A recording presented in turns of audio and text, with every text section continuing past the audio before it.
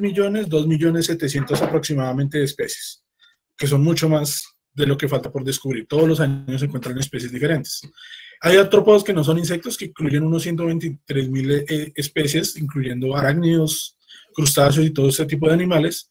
Las plantas vasculares son el siguiente grupo, que incluye unas 250.000 especies hasta el momento, pero es para que vean un poco el tema de biodiversidad que existe alrededor de los artrópodos. Siendo los insectos hasta casi 1 millón de especies descritas, tenemos que los cordados, que son los grupos en el que nosotros nos incluimos, son apenas unas 43.000 especies. Son una fracción bastante pequeña de los animales que hay en la actualidad. Bueno, metiéndonos un poco más en el tema de los insectos, encontramos que casi 40% de los insectos que existen en la actualidad corresponden a los coleópteros. Una cosa a tener en cuenta es que esto no siempre ha sido así, ¿sí? Ha habido diferentes grupos que han dominado el planeta en diferentes estados del tiempo, digamos. Hablamos de que en la actualidad, en el pasado los coleópteros no eran tan diversos como eran hoy día. Por ejemplo, los lepidópteros y los dípteros tendían a tener una explosión de diversidad mucho más grande, sino que finalmente los tiempos cambian y algunos insectos empiezan a dominar sobre otros. De hecho, muchos de los grupos pequeños que estamos viendo, como por ejemplo las libélulas, que son apenas un 1.2% del total de los insectos, hace unos 300 o 200 millones de años atrás ocupaban ese 38% que tenían los coleópteros. La dominancia es una cosa que cambia a lo largo del tiempo y esto en algunos millones de años podría llegar a cambiar. Bueno, estamos hablando de la historia evolutiva de los insectos. Digamos que los registros fósiles nos indica que aparecieron más o menos hace unos 415 millones de años. Los primeros insectos eran minúsculos, estamos hablando de unos pocos milímetros, por mucho 1 centímetro. Son animales súper simples, de colores semitraslúcidos, sin alas, con apenas mandíbulas desarrolladas, pero rápidamente, tras su aparición en apenas unos 10, 15 millones de años, empezó la gran diversificación de especies de insectos, y muchos de los insectos que aparecieron en ese momento son los que tenemos hoy día, ¿sí? Entonces digamos que el grupo se empezó a diversificar de manera grande y hasta ser lo que es hoy día. En realidad hay muchos grupos que todavía existen de esos insectos, que tú los comparas con los fósiles y son absolutamente iguales. Este es, digamos, como la diversidad de insectos desde que empezó todo eso, hasta más o menos unos 26 órdenes, entre otros, menos abundantes que podemos encontrar hoy día. Sí, las afiliaciones de estos animales han cambiado a lo largo del tiempo, ya que la reconstrucción de una historia tan antigua siempre va a ser difícil. Siempre aparecen pistas de qué animales eran los primeros, pero cada tanto aparecen fósiles nuevos que generan más preguntas que respuestas sobre grupos que no han existido. Por ejemplo, ha habido hormigas que tienen excrescencias, espinas de metal, de zinc, en la cabeza. Eso genera unos huecos de información que uno empieza a pensar, bueno, ¿y qué pasó con eso? Si eran tan buenos, ¿por qué se murieron finalmente? Y todo ese tipo de preguntas que se generan el día a día con los términos de fósiles de insectos. Bueno, pero hablando un poco más de los insectos, hay algunas características específicas que definen qué es un insecto y qué no es un insecto. Por ejemplo, cuando hablamos de un crustáceo y este tipo de animales, todos los insectos siempre van a tener un único par de antenas y un único par de mandíbulas. Tienen una cabeza definida donde se encuentran los ojos normalmente. A veces se encuentran los celos, que son unos ojos chiquiticos que les sirven para la percepción de la luz y la oscuridad. En el tórax es donde se insertan los 3 pares de patas que todos los insectos tienen. Siempre tienen 6 patas. Esa es una característica muy importante. Hay otros grupos de animales, por ejemplo los ácaros. Los ácaros son arácnidos. Ellos tienen 8 patas, pero cuando un ácaro nace de un huevo, tiene 6. Entonces es muy importante empezar a ver los insectos desde los estadios maduros. Cualquier animal se mira desde un estado maduro para no tener confusiones a lo largo del desarrollo, porque eso nos puede dar pistas falsas sobre lo que es. Por ejemplo, muchos insectos, como este grillo que tenemos acá, ellos nacen, no tienen larvas, ellos nacen como los adultos pequeños, pero no tienen alas. Significa que si nosotros intentamos hacer una identificación, por ejemplo, de qué tipo de insecto es, y este no tiene alas, pues nos vemos un 8 porque es un insecto inmaduro que sí las va a tener más adelante, pero en este momento no las tiene. El tema de las alas lo vamos a tocar más adelante. La mayoría de los insectos, entre comillas, tienen dos pares de alas. Unos delanteros que usualmente tienen una función protectora de los pares traseros, que son los encargados de la locomoción. La parte final del cuerpo es el abdomen, que contiene las vísceras y los órganos reproductores, ¿sí? Aquí tenemos un poco del sistema un poco más cercano de los insectos. Estamos hablando de que algunos insectos tienen tímpanos, que son como los oídos de nosotros, pero dependiendo del grupo se encuentran o en el abdomen, como podemos ver ahí sobre el último par de patas que está el tímpano, y otras veces se encuentra en las patas. Dependiendo del grupo, hay unos que ni siquiera tienen, pero estos tímpanos, que son la función auditiva, tienen diferentes funciones dependiendo del insecto que nosotros estemos hablando. Los tímpanos a veces funcionan como una función, como un instrumento para evitar la depredación. Les permiten detectar, por ejemplo, las ondas sónicas que producen los murciélagos en el sistema de ecolocalización y les permite saber de dónde viene el depredador. En otros casos, por ejemplo, en los grillos, les permite escuchar los rivales o a los machos, los otros rivales, y a las hembras los potenciales machos, ya que, como ustedes sabrán, los grillos se comunican a través del sonido durante la noche. Hablamos de los ojos compuestos y unos ojos simples que son conocidos como celos. Los insectos no respiran como, por ejemplo, los vertebrados. Ellos no tienen una nariz como tal. Lo que ellos tienen son unos espiráculos, que son unos agujeros que están a lo largo del abdomen, que se conectan a unos sistemas de tráqueas, que es por donde entra el aire, y les permite respirar. Es decir, los insectos respiran a través del abdomen. Aquí tenemos una disección un poco más completa de lo que es un insecto. Vemos las alas típicas de un escarabajo, que son unas alas que funcionan como protección. Tenemos unas alas membranosas, que son las encargadas del vuelo, y las diferentes secciones en las que se componen las patas, el cuerpo, la cabeza y las antenas. Ya vamos a hablar de estas cosas porque todas las partes de los insectos tienen alguna variación según el grupo. Digamos que esa es una de las novedades evolutivas. Entre más patas uno tenga, más modificaciones puede hacer y para más cosas puede servir. Ese es uno de los secretos que han tenido los crustáceos para ser tan exitosos en medios acuáticos, pero después tocaremos el tema. ¿Qué sucede con el esqueleto de los insectos? Pues los insectos como tal no tienen un esqueleto. Es un exoesqueleto que está hecho de quitina. La quitina es una de las novedades evolutivas de los artrópodos, entonces está presente en diferentes grupos, como son, por ejemplo, los crustáceos, los arácnidos y todo este tipo de cosas.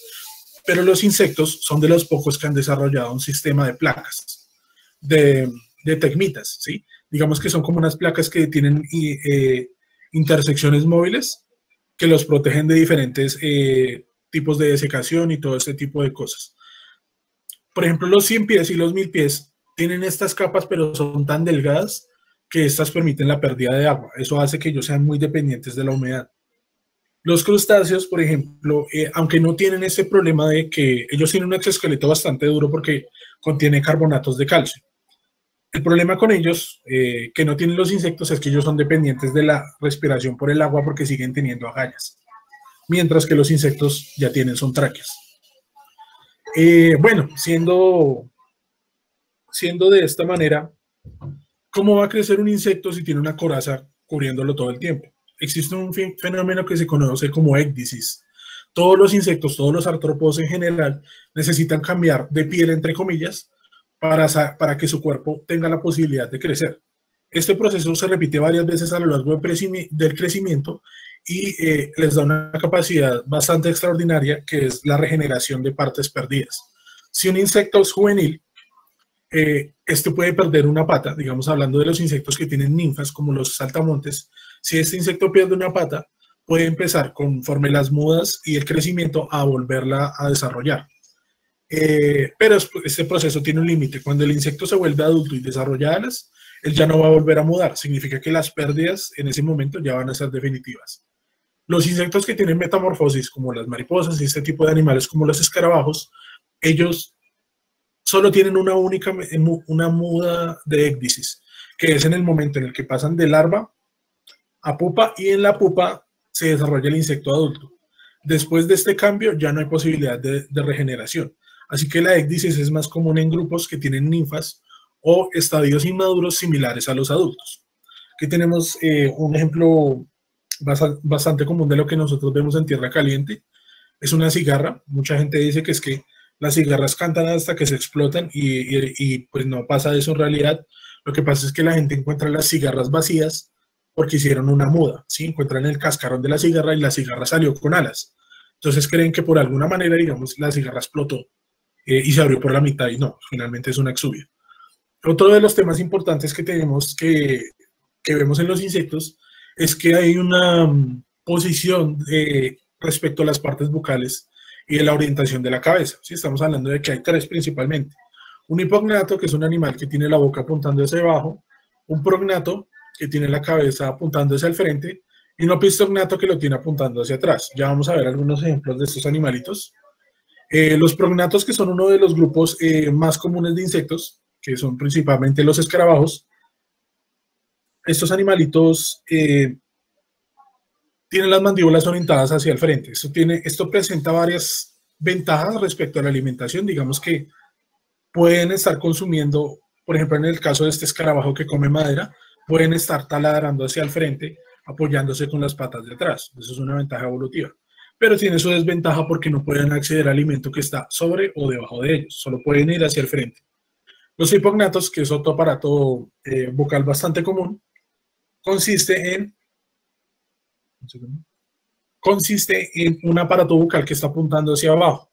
Normalmente en ese aparato bucal los ojos están hacia arriba y las antenas también. Eso significa que el animal está como muy alerta a sus alrededores mientras consume el alimento que se encuentra debajo de él. Este es un sistema muy parecido también al que tenemos los mamíferos, que los mamíferos solemos alimentarnos con la boca hacia abajo, ¿sí? En la mayoría de los casos. Y los órganos de los sentidos están apuntando hacia arriba para evitar la predación. Por otro lado, hay otro sistema, no es tan común, que lo manejan, por ejemplo, algunas cigarras y otros chinches, en el cual el aparato bucal se encuentra a 90 grados menos de 90 grados respecto al eje del cuerpo y está apuntando hacia atrás. Esto hace que el animal se alimente exactamente de cosas que están incluso en la mitad de su cuerpo o debajo. Digamos que también identifica animales que no suelen tener un cuello muy móvil, por ejemplo, las cigarras, la cabeza de ellas no tiende a moverse mucho y ellos son capaces de picar cosas que están debajo de ellas. No se ve que el animal se está alimentando, entonces digamos que es una ventaja porque el predador no va a darse cuenta que el animal está distraído y este simplemente puede empezar a volar apenas él se siente amenazado, porque no tiene que levantar la cabeza ni nada de este tipo de cosas. Es un aparato más bien novedoso, no se cuenta en todos los grupos.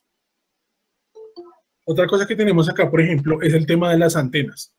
Los órganos sensoriales de los insectos varían bastante respecto a los nuestros y las antenas tienen una función puramente sensorial, pero no es sensorial únicamente desde el tacto, sino también es bioquímica.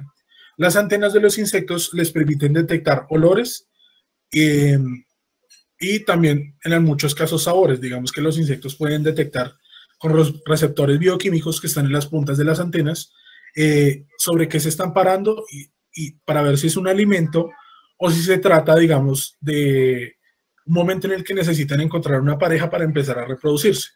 Detectan las feromonas que el sexo opuesto les arroja y esto les permite guiarse y encontrarse los unos a los otros. Las antenas varían mucho dependiendo del grupo que nosotros estemos, dependiendo de la utilidad. Vamos a encontrar unas antenas lameladas, como por ejemplo la de las luciérnagas que están arriba, que les permiten, con estas lamelas que aumentan el área superficial, detectar una mayor cantidad de químicos volátiles en el aire. Otros insectos llevan este sistema un poco más allá, como por ejemplo las plumas que vemos en los mosquitos y en las polillas. Estas han aumentado la superficie al máximo, digamos que hay incluso antenas que son más anchas, algunos mosquitos, que son más anchas que largas debido a la plumosidad de estas. Esto aumenta el área superficial y los ha ayudado a completar o adquirir la capacidad de detectar cosas que de otra manera no sería posible. Por ejemplo, los mosquitos son capaces de detectar el CO2 de la respiración producto de los mamíferos para buscarlos y picarlos a ellos para obtener su sangre. Las polillas, por ejemplo, en su gran mayoría se trata de un grupo que es nocturno, ¿sí? Esas antenas plumosas permiten que ellos puedan encontrar diferentes oportunidades de aparearse a pesar de que está de noche, porque los químicos, a diferencia de los colores, no se ven afectados por la hora del día. Entonces ellos prefieren, bueno, evolucionaron hacia un camino en el que los animales son discretos, las polillas pues no son muy bonitas, no tienen muchos colores, son de colores pálidos, más bien discretos, pero se comunican básicamente y principalmente es gracias a químicos volátiles que se encuentran en el aire. El aparato bucal de los insectos, entrando un poco más, hablando de la posición de la cabeza y todo ese tipo de cosas, tenemos que tener unos 4 más o menos aparatos bucales variados. Normalmente hablamos de que solo hay 2, pero hay diferentes modificaciones de estos. Ya vamos a ver un poco más. El aparato bucal original, el más primitivo, si podríamos hablar, es el aparato bucal masticador. ¿Sí? Se trata de 2 mandíbulas que procesan el alimento, lo parten, lo mastican y el animal lo ingiere. Pues un aparato bucal bastante básico. Lo encontramos en diferentes grupos, ya sea coleópteros, hormigas, grillos, cucarachas también, algunos piojos y las larvas, por ejemplo, de las mariposas. Este aparato bucal ha sufrido diferentes modificaciones, en muchos casos aptos para la predación, digamos como el primer ejemplo es un coleóptero, es un escarabajo tigre, son animales depredadores, las mandíbulas les ayudan a macerar la presa y a procesarla, ¿sí?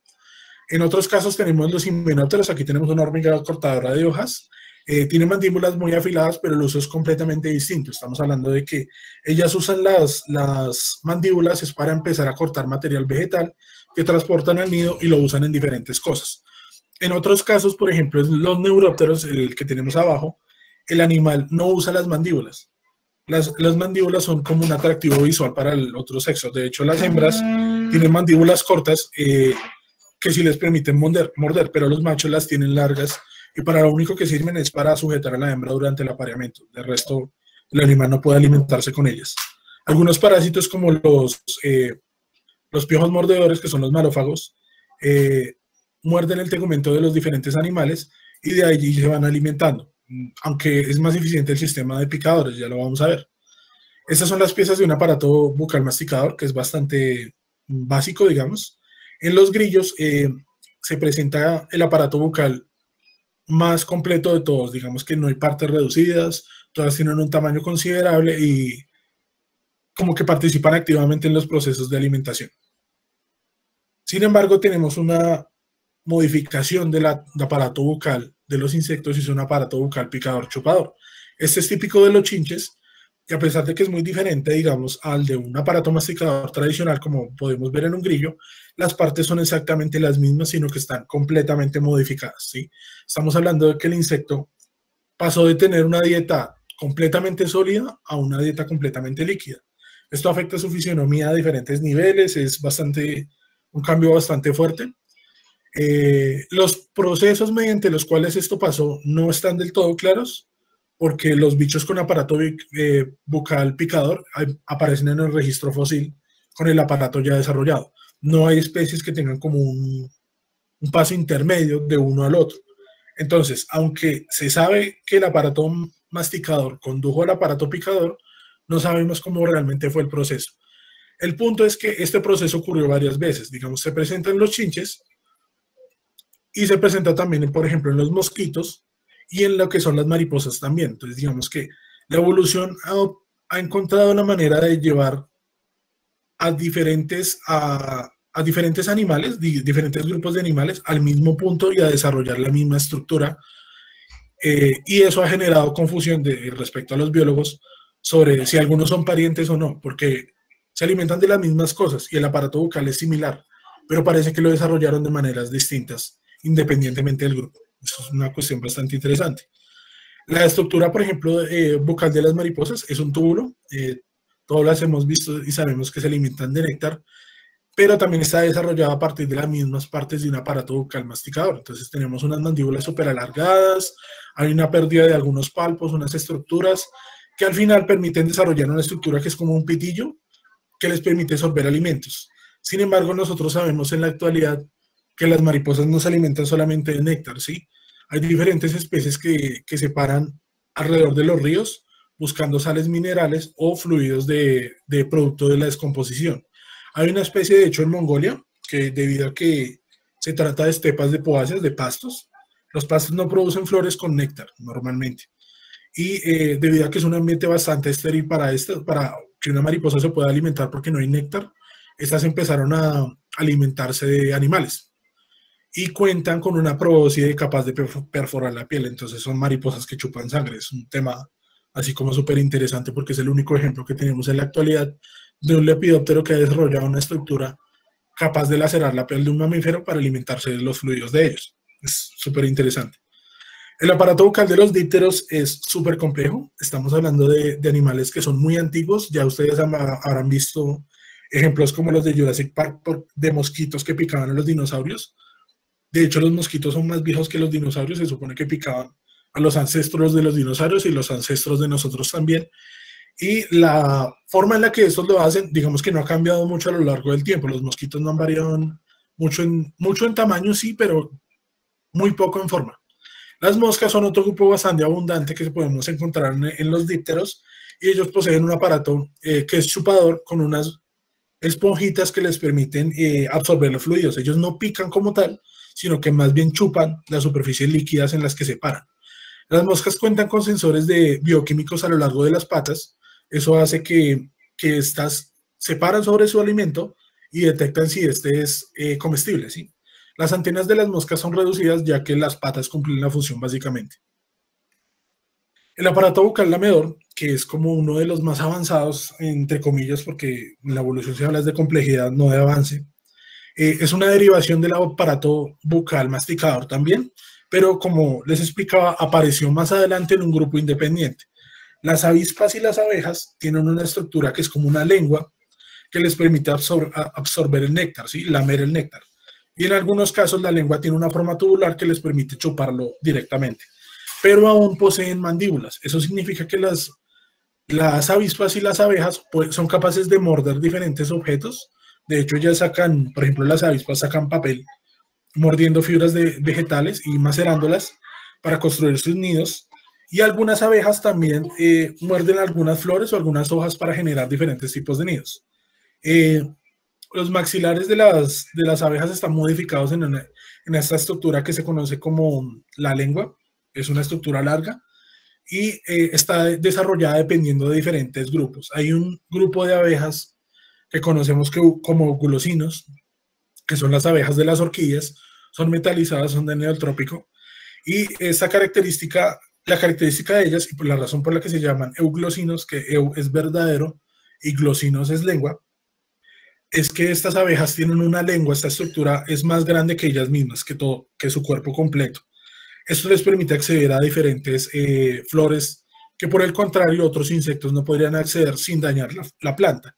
Esto ha llevado a un término de coevolución tan alto que hay abejas que solo se alimentan de una planta y la planta solo puede ser polinizada por un tipo de abeja. Digamos que las relaciones ahí son bastante complicadas. Este es un diagrama muy general, digamos, de las partes vocales de los artrópodos. Es como para que lo vean un poco y vean qué parte conduce a qué parte, ¿sí? Estamos hablando de que hay un aparato vocal bastante sencillo, que es el de un grillo, que es el A que está en el centro, y las mismas partes que componen la boca de un grillo componen las partes de la boca de un mosquito, o por ejemplo las de una abeja. En el caso de arriba, el caso C, que es una mariposa, lo que encontramos no es que las otras partes no estén, sino que están completamente cubiertas por el MX, que son los maxilares. Entonces, dentro de ese tubo, que solo son los maxilares externamente, se encuentran las otras partes, algunas reducidas, pero todas están presentes, de cierta manera. Este es un ejemplo, digamos, de la cabeza de un saltamontes, que es como el plano básico total de los artrópodos, desde el cual parten todos los demás planos estructurales. Y aquí es donde encontramos, por ejemplo, la presencia de ocelos, que son estos punticos que les estaba indicando, que detectan la luz y la oscuridad, que también son de carácter importante para saber qué animales estamos identificando, porque no siempre están presentes, ¿sí? Entonces, es como importante para términos de identificación, que son estos que les estoy mostrando aquí. Los chinches, por lo general, tienden a tener 3 o 2, pero digamos que si tienen 2 o 3, eso nos puede llevar a una familia muy diferente de los chinches, digamos, un carácter importante taxonómico. Las hormigas, en su mayoría, también tienen solo 2 o 3, ¿sí? Algunas hormigas de grupos más avanzados han perdido los ocelos. No hay una explicación evolutiva del todo certera de por qué ha pasado esto, porque uno creería que una estructura que es útil para detectar luz y oscuridad le sirva a todo el mundo, pero por alguna razón las estructuras se han perdido. Las razones evolutivas de esto tampoco son claras, pero digamos que es importante saber qué ha pasado en diferentes grupos a lo largo del tiempo, ¿sí? El tipo de antenas, bueno, esta diapositiva creo que ya hablamos de esto, pero digamos que las antenas, aunque son de carácter sensorial, la parte sensorial también varía. Entonces nosotros vamos a encontrar que las antenas son sensoriales en su punta nada más, como por ejemplo en las antenas de muchos escarabajos que funcionan, que es como una antena bastante pequeña, digamos como un satélite, en el cual hay un pedúnculo que no es funcional en términos bioquímicos, pero todos los sensores se encuentran en la punta. Digamos que de cierta manera permite un mayor grado de precisión, porque si tú captas en toda el área superficial demasiados químicos, básicamente se satura el sistema y tú no sabes realmente de dónde viene. Pero eso tú puedes apuntar los sensores a un sitio particular y detectar las pequeñas diferencias entre los cambios bioquímicos. Digamos que es un poco más acertado y tú sabes mejor a dónde tienes que llegar. El tórax es otra estructura que es bastante característica en los insectos. Estamos hablando de que se compone de tres partes: un prototórax, un mesotórax y un metatórax. Las alas, sí las hay porque no siempre las hay, se encuentran la primera en el mesotórax y la segunda en el metatórax, ¿sí? El segundo par. Cada uno de estos tres pares, que el protórax, el mesotórax y el metatórax, incluyen un par de patas, ¿sí? Un par de patas que puede estar modificado, ya vamos a ver algunas estructuras que hay, pero digamos que esa es la regla general. Del abdomen nunca salen patas, ni de la cabeza tampoco salen patas. Las alas de los insectos, como les decía, tienen un montón de modificaciones. Es una estructura que es sumamente variable y ha aparecido en diferentes grupos dependiendo de su parentesco o no. Entonces, digamos que a pesar de que los saltamontes y los escarabajos no tienen mucho parentesco, tampoco con los chinches, ambos tienen dos pares de alas, ¿sí? Pero la forma de estas alas cambia un montón. Estamos hablando de que los escarabajos tienen un par de alas que es muy característico. Seguramente esa es una de las ventajas que les ha permitido ser el grupo más abundante de insectos, y son los élitros. Los élitros son unas alas endurecidas que protegen al segundo par de alas que sí se encarga del vuelo. Y estos élitros son de función defensiva, ¿sí? Son duros, son livianos, pero permiten que el animal no sufra daños en otras partes que son blandas de su cuerpo, como las alas o el abdomen, que lo cubren directamente. Hay otras que son las tegmitas, son alas que son endurecidas, pero no son completamente duras, son más bien flexibles. Y existe también el hemiélitro, que es un élitro, que es un ala que está en la mitad de las dos que acabo de mencionarles. Entonces, hay una parte que está endurecida para protección y movilidad, y la otra mitad del ala es membranosa, permitiendo que no sea tan pesado, porque en términos de un animal tan pequeño, cualquier gramo les va a contar para en términos de vuelo. Aquí tenemos un ejemplo de los hemiélitros, lo que les contaba. Entonces, la parte roja de las alas está endurecida, mientras que la parte negra en la imagen superior es una parte membranosa que disminuye el peso y permite una movilidad, digamos, más amplia, ¿sí? El segundo par de alas es membranoso. Las alas están compuestas de quitina, son tejido muerto como tal, entonces digamos que no hay pérdida de líquidos si un animal se parte un ala. Pierde de cierta manera la capacidad de volar, aunque pues el ala todavía es funcional, pero no le produce realmente un daño al animal como tal. El abdomen, que es la última sección de los insectos, está compuesto por diferentes segmentos. En muchos casos incluye un tímpano y siempre hay un par de espiráculos por segmento, ¿sí? Siempre hay un par de espiráculos por segmento. Estos espiráculos son la manera en la que les contaba que los insectos respiran, ¿sí? Por allí entra el aire y entra en contacto directamente con la hemolinfa. La hemolinfa es un líquido que es como la sangre de los insectos. A diferencia de nosotros, que tenemos una sangre que es roja y que usa hierro, la hemoglobina, para transportar el oxígeno a lo largo de nuestro cuerpo, los insectos no usan hierro, usan otros sistemas, usan cobre, usan zinc, que son óxidos de colores blanquecinos, de colores azulados. La sangre de ellos no es roja, es blanca, no, la mayor parte del tiempo, semiazulada también. Y es un sistema que no es tan eficiente. Entonces, de hecho, los insectos tienen un problema ahí, y es que ellos no son muy eficientes en lo que respecta al transporte de oxígeno dentro de sus cuerpos. Eso evita que sean tan grandes. Hace mucho tiempo, cuando ellos aparecieron, hace unos 415 millones de años, el planeta estaba dominado por un montón de plantas y los niveles de oxígeno variaban un montón respecto a los actuales. Estamos hablando de que los porcentajes de oxígeno eran de más del 60%, casi el 70%, mientras que en la actualidad el nivel de oxígeno es de más o menos el 30%. Estos cambios en el oxígeno obligaron a los insectos a tener una reducción bastante fuerte del tamaño de sus cuerpos, en un proceso que se denomina como miniaturización. Los insectos siempre han tendido a volverse cada vez más pequeños. Hay algunos insectos, incluso una familia de escarabajos que se llama Tilidae, que son más pequeños que un paramecio. O sea, un paramecio es un microorganismo que es una sola célula.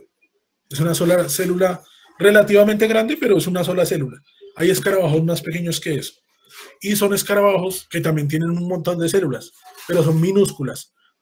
En la actualidad se cree que el mínimo tamaño de un insecto está relacionado con los huevos que puede llegar a poner. Porque estos escarabajos que son tan pequeños solo pueden llegar a poner un huevo o dos huevos porque no pueden reducirlos más. Y ese es como el límite del tamaño.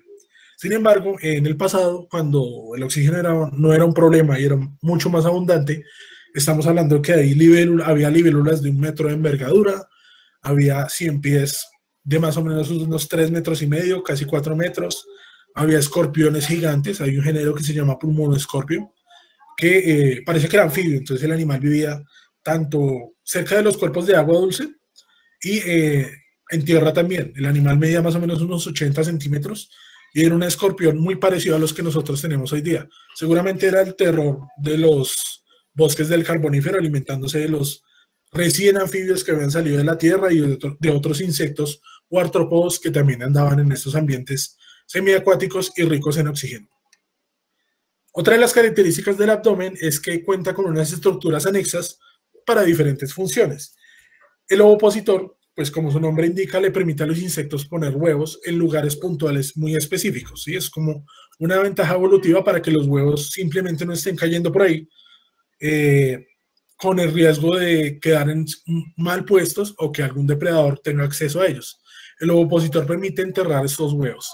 Los cercos son estructuras sensoriales que se han ido perdiendo conforme los insectos avanzan en la escala evolutiva. Digamos que por alguna razón, al parecer, no son tan útiles y los grupos primitivos aún los conservan. Es una característica que les permite detectar diferentes cambios en la presión del aire y también algunos sensores son bioquímicos.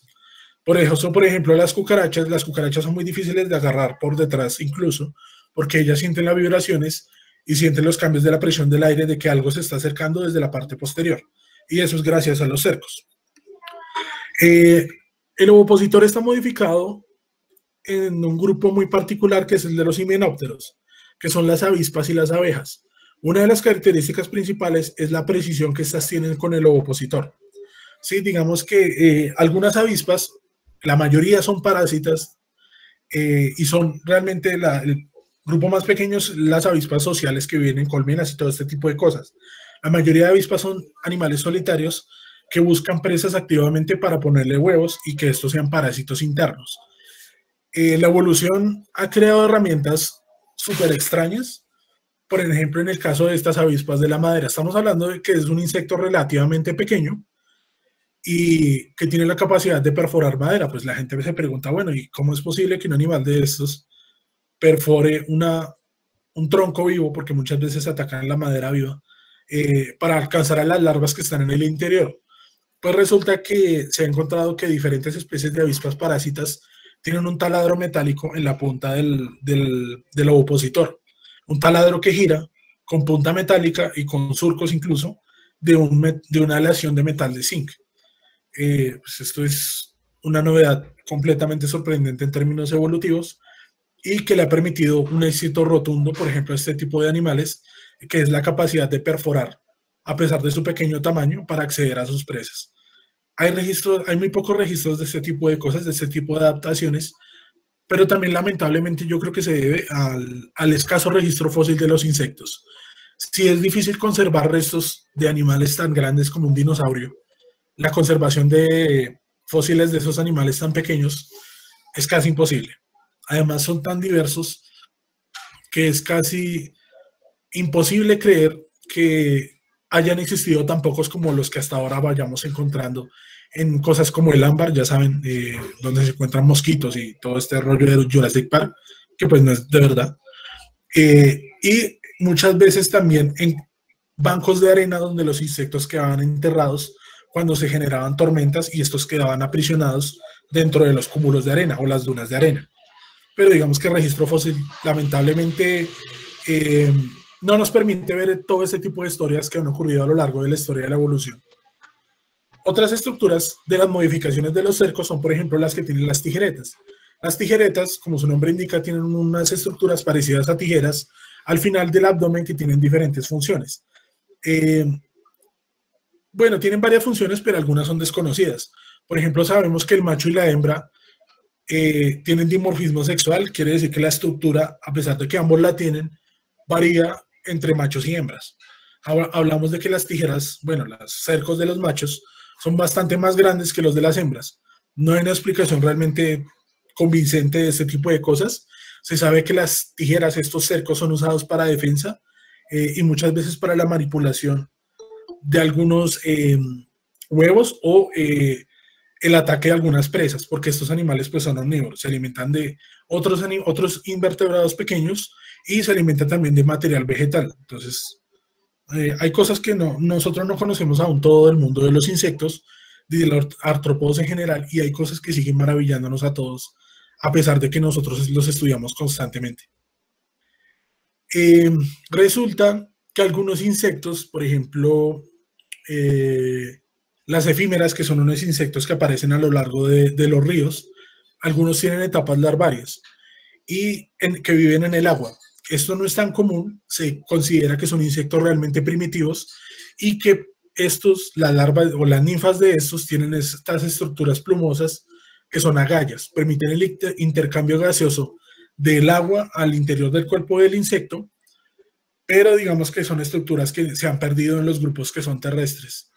Hay muchas teorías sobre cómo aparecieron las alas en los insectos y algunas parecen sugerir que estos insectos acuáticos son los primeros que debieron haber desarrollado alas derivadas de estas agallas que ya no eran funcionales en tierra, pero que de alguna manera les permitieron evolucionar este par de alas que encontramos en la actualidad.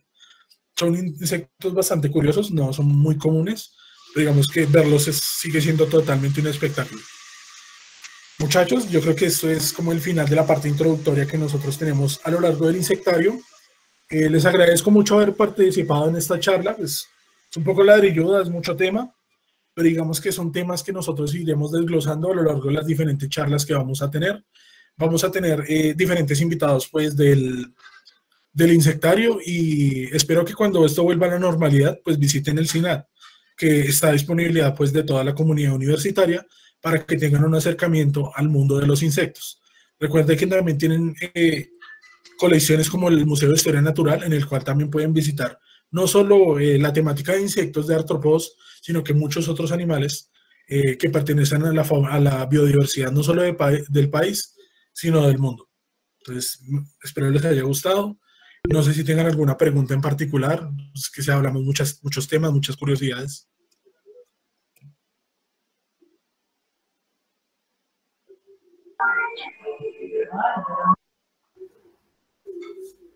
¿Aló? ¿Sí? ¿Hay algunos comentarios en el chat? Sí, sí, sí. ¿Te los leo o...? No, ahí los estoy leyendo Vale. también.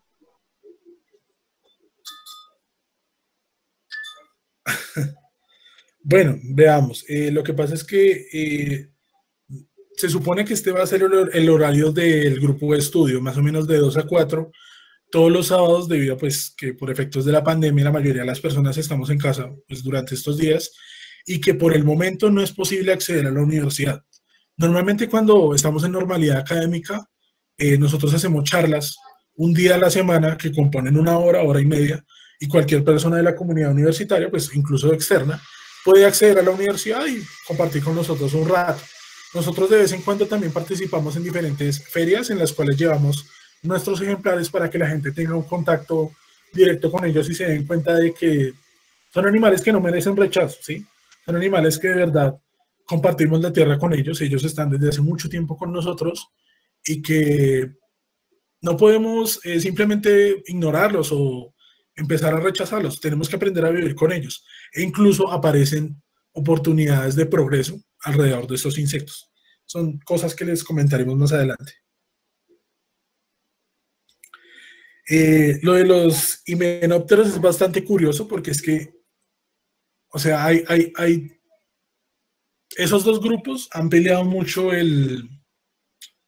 se han disputado mucho en la aparición. ¿Quiénes son más diversos? Si los himenópteros y los coleópteros. Yo creo en realidad que los himenópteros tienden a ser mucho más diversos, bueno, no mucho, bastante más diversos que muchos otros grupos y podrían llegar a sobrepasar a los coleópteros, sino que son un grupo que está submuestreado, ¿sí? Muchas especies de himenópteros son micros, son supremamente pequeñas y no son fáciles ni de capturar, ni de encontrar, ni de trabajar, porque como la gente no los ha muestreado, pues no sabemos dónde están, ni hay ejemplares colectados.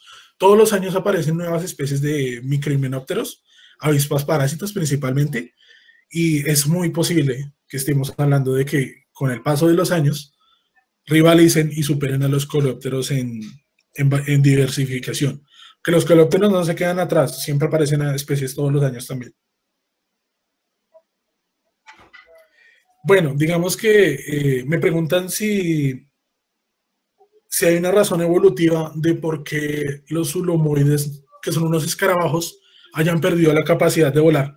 Digamos que hablar de una razón evolutiva es muy difícil porque son muchos factores que puede que muchos ni siquiera los conozcamos. Pero a grandes rasgos podemos hablar de que el estilo de vida de animales como los zulomoides, que son unos escarabajos que de hecho tenemos en el insectario, no requiere que ellos vuelen mucho, ¿sí? Digamos que son animales que viven en el suelo, cuyo alimento lo encuentra muy cerca de los sitios en los que están viviendo. Entonces, las alas son necesarias en animales que necesitan dispersarse, que tienen puntos de alimentación muy alejados entre sí. Entonces, la pérdida de alas muchas veces está relacionada con animales que han evolucionado hacia un estilo de vida bastante más terrestre, ¿sí? Entonces, digamos que aunque no hay un compendio de razones evolutivas, por ahí va la cosa, digamos, son animales que no necesitan alas. Entonces, muchas de las cosas que dejan de usarse o no son necesarias, tienden a atrofiarse con el paso del tiempo. Gracias, Gabriel. No sé qué otras preguntas tienen, curiosidades que quieran saber, que han escuchado. Hay muchos mitos alrededor de los insectos. Las tijeretas no se meten en los oídos, muchachos, no les tengan miedo, no les va a pasar nada. Listo, me alegra que les haya gustado. Los matacaballos no matan caballos, tampoco, eso es mentira también. Hay muchas curiosidades, ¿no? Hay muchas curiosidades. Otra cosa, pues si tienen como alguna opinión frente a las charlas o consejos que de pronto les... Claro, sí, cualquier cosa es bienvenida. De hecho, esto es un espacio de construcción también. Recuerde que así como ustedes, yo sigo siendo un estudiante, ¿sí? Yo estoy en proceso de formación y cualquier cosa que ustedes aporte que puedan hacer es para crecimiento de todos, tanto mío como lo de los muchachos del insectario que nos están acompañando en la charla el día de hoy. No, lo de las machacas también es mentira.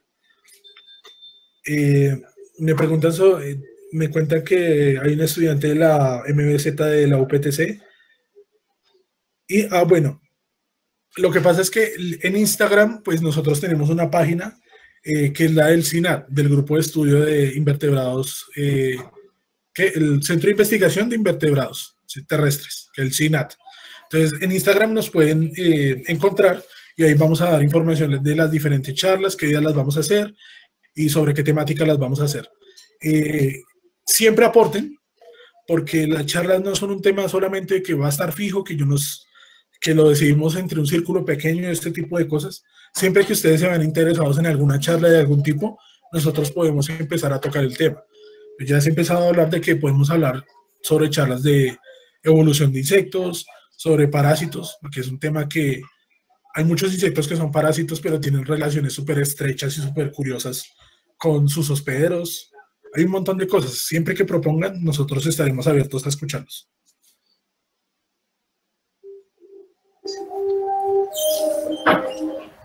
Bueno, muchachos, entonces, pues si no hay más preguntas, fue muy bonito compartir con ustedes el día de hoy y espero nos veamos en una próxima ocasión, ojalá dentro de 8 días o cuando se dé la oportunidad. Entonces, muchísimas gracias. Nos estamos viendo.